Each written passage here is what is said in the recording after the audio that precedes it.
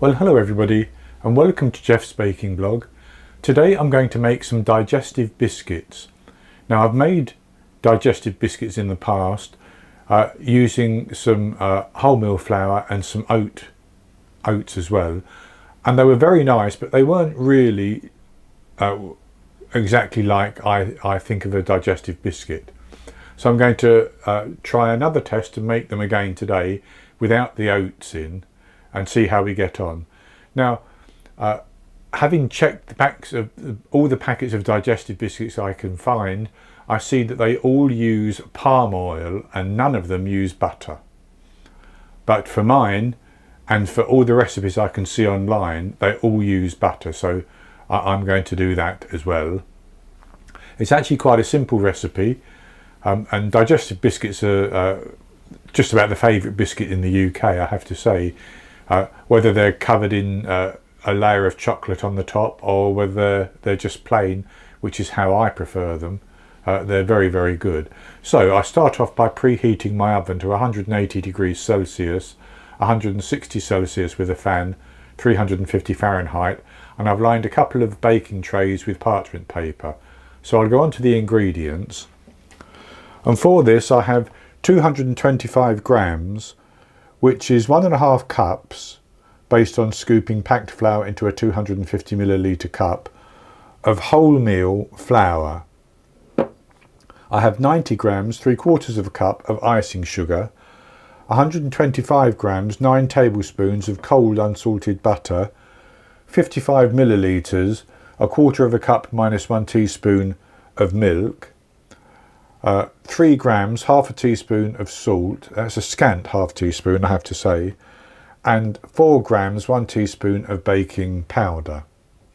And that's all the ingredients.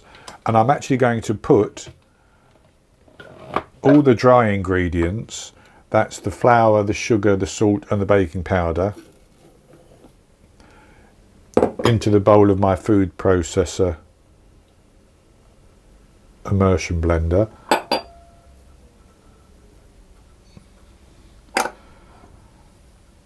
And then I'm just going to blitz those a little bit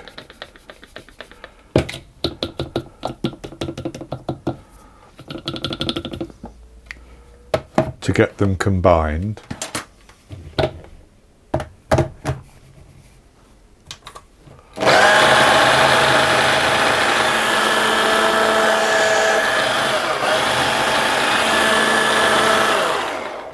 And that's good enough like that. And then I'm going to add in my cold butter,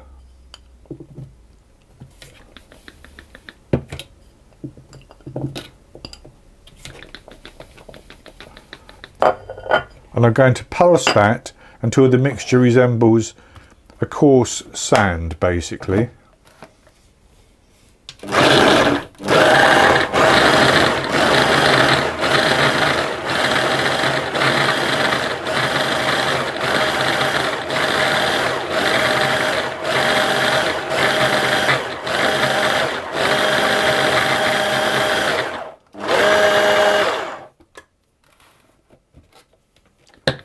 And that's good like that.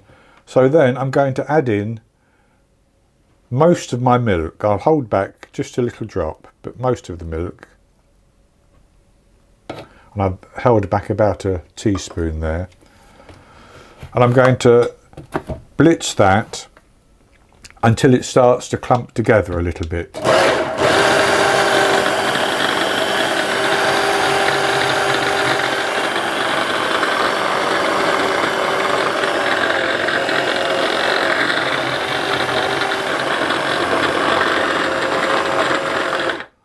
I'm going to add in the remaining teaspoon of milk.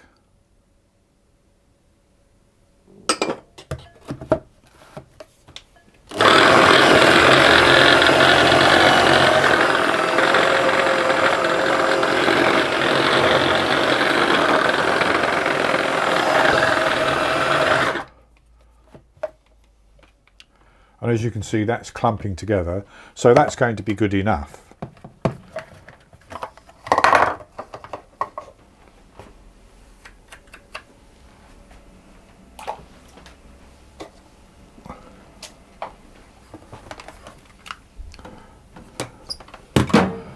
So I'm going to tip that out onto my mat, and I'm going to just pull that together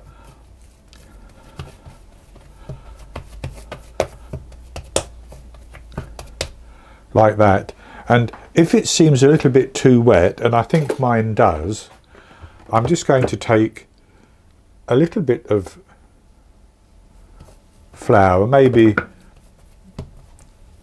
a teaspoon and a half, something like that, and I'm just going to mix that into it. I want it moist, but I don't want it over wet. So if you think yours is a little bit wet, you can add a little bit more flour to the mixture. If you think it's too dry, you can add a little bit more milk. But I think that's probably good enough like that. So then I'm going to flour my surface, and I'm going to roll this out.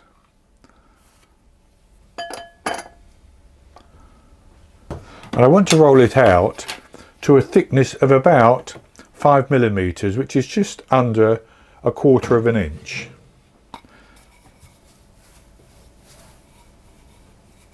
And I'm going to make sure I've got flour on the top so that it doesn't stick.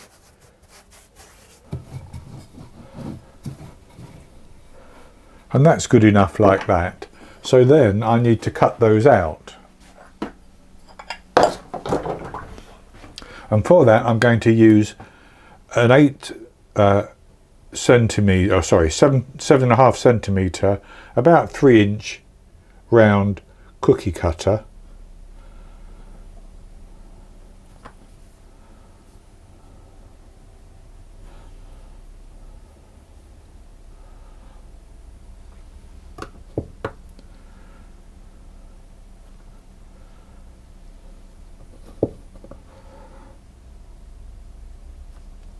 And I will re-roll the excess pastry to get more. So with those cut out, the next thing I want to do is to put them onto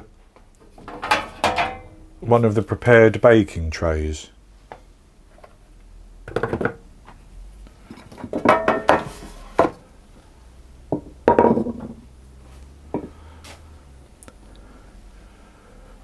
So I'm going to lift them up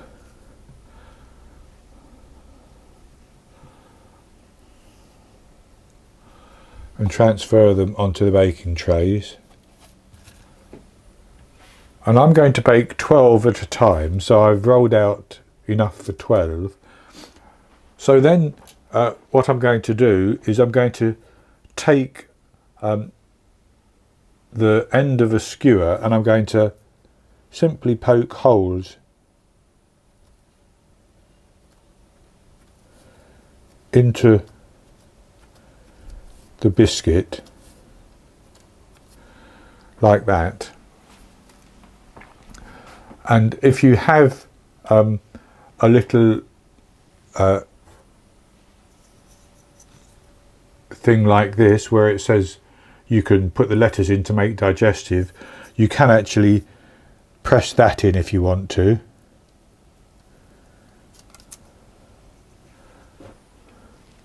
And then make holes, but that's just being fancy.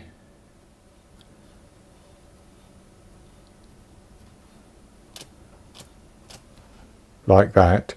And I'll do the same with the remainder. And with the 2 trays pricked out like that, I'm going to put those into the oven, and I'm going to bake them for 15 to 20 minutes. I'll keep an eye on them, but I'll bake them until the edges begin to colour a little bit, and they should bake up quite nice and be nice and crisp when I take them out, well, once they've cooled down. So I'll take them out of the oven after 15 to 20 minutes, leave them to cool down, then I'll bake the rest, and then I'll come back and show you the results. I baked my digestives for 18 minutes, and they were browning around the edge, so I took them out, transferred them to a wire rack, and I've allowed them to cool down. So this is what they look like now. and they've baked up quite nicely. And you could make them slightly smaller. I made them the size I did because I needed them that size to be able to get my impress of the word digestive on the biscuit. But they seem to have baked up quite nicely, and they're baked underneath, as you can see. So I'll have a taste of this one.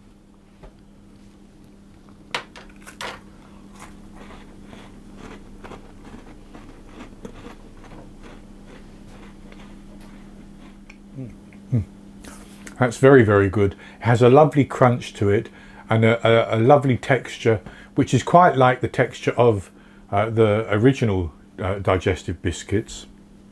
So that's good. The flavour is very good too.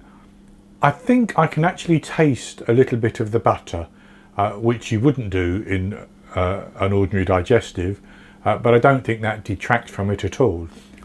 So that's going to be it for today, except to say that you can, if you want to, put some milk chocolate on the top or some dark chocolate on the top. You could even add in a little bit of ginger powder, for instance, to give a slightly different flavour if you wanted to try that. And they're also very, very good eaten with some cheese. I mean, I tend to eat them just with a cup of tea, but you can eat them with a little bit of cheese or something like that. So I hope you've enjoyed the video, and if you have, please give me the thumbs up below and click to subscribe to my YouTube channel.